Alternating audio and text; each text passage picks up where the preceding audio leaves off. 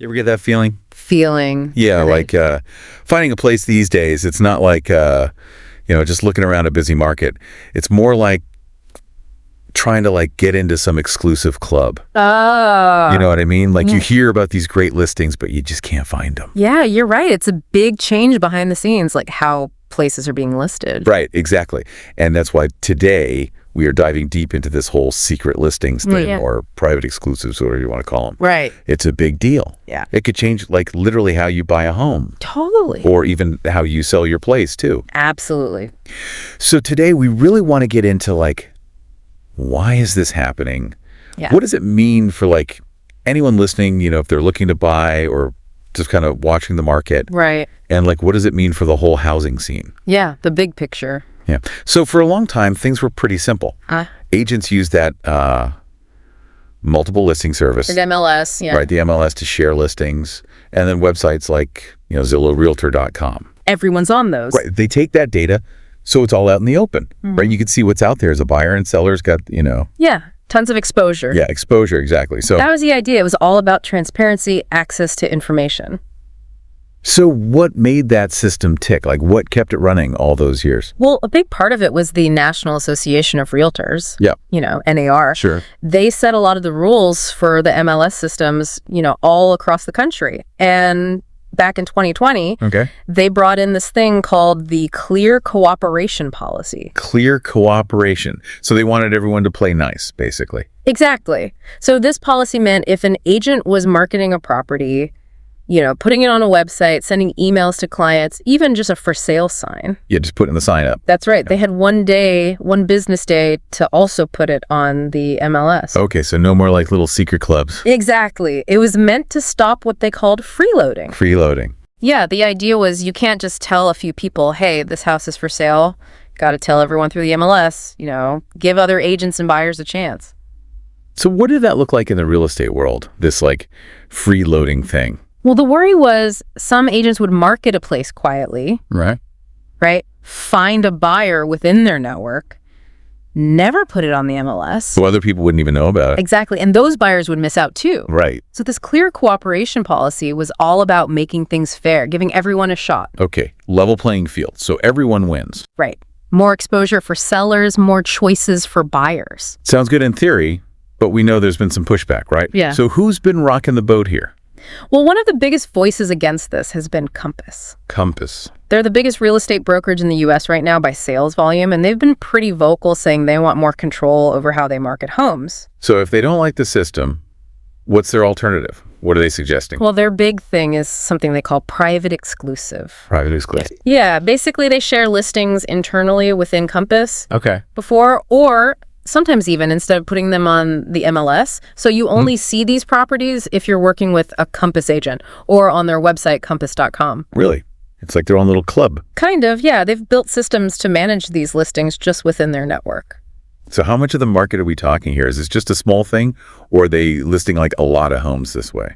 Oh, it's significant. Their CEO, Robert Refkin, said earlier this year, 35% of their listings nationwide were private exclusives. 35%, that's huge. Yeah. So a big chunk of homes are just not visible to the average buyer. Right. Wow. So how has NAR responded to this? Have they just ignored it? Well, there's been a lot of debate, but they recently decided to keep the clear cooperation policy in place. Okay.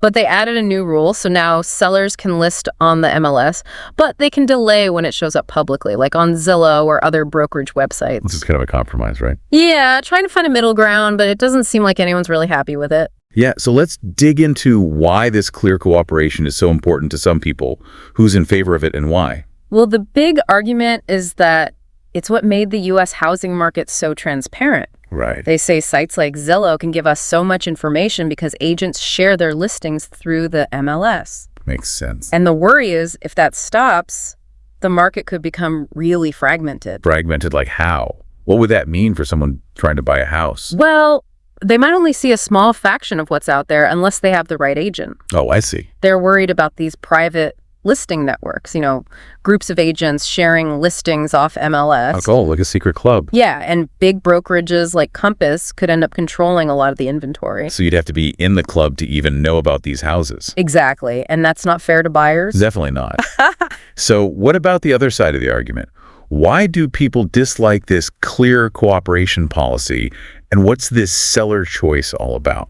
Well, the main argument is that sellers should have more control over how their place is marketed. Compass says the MLS and public websites show things like days on market, Right. and price reductions, and that can actually hurt the seller. How so? Well, buyers can see how long a house has been listed if the price has dropped, and they might use that to lowball their offer. Right. Make a lower offer. Exactly. So Compass says their website doesn't show that information. Okay. So sellers can test the waters a bit, get a feel for the market without all that pressure. Interesting. Like a soft launch, Kind of like a beta test for a house. Yeah, exactly. And they say sellers should have the right to choose how they market their home. Right. More control. Exactly. And it's not just Compass. Yeah. We're seeing this from other big brokerages too, like Coldwell Banker has Exclusive Look. Yeah. Howard Hanna has Find It First.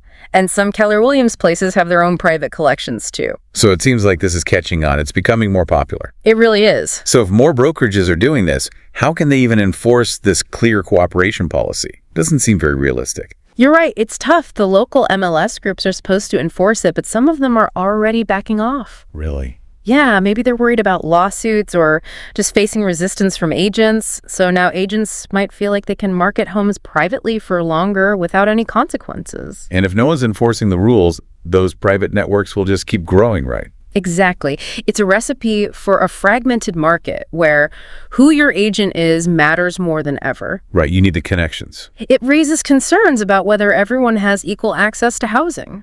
So where does all this leave us? It sounds like a pretty uncertain situation. Yeah, it's definitely a limbo right now. The policy is still there, but more and more listings are going private, and no one seems to agree on the best way forward. It's a real mess. It is, and someone said everyone loses here in a way nobody's happy, and that pretty much sums it up. So for everyone listening, what's the big takeaway here? What should they know?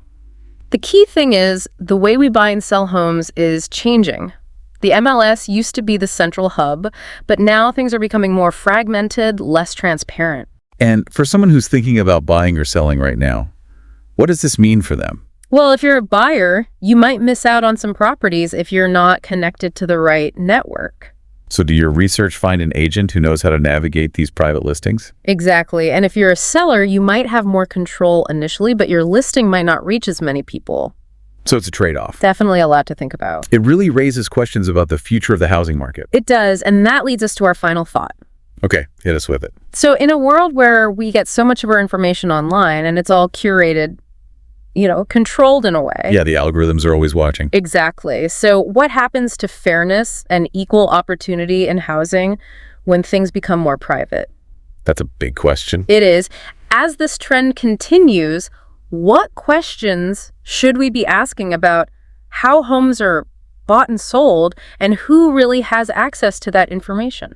It's something we all need to be paying attention to. Absolutely. It's only going to get more important as time goes on. All right, so stay informed, do your research, and make sure you're not getting left behind. Exactly. This is just the beginning. All right, everyone, thanks for tuning in, and we'll see you next time for another deep dive. See them.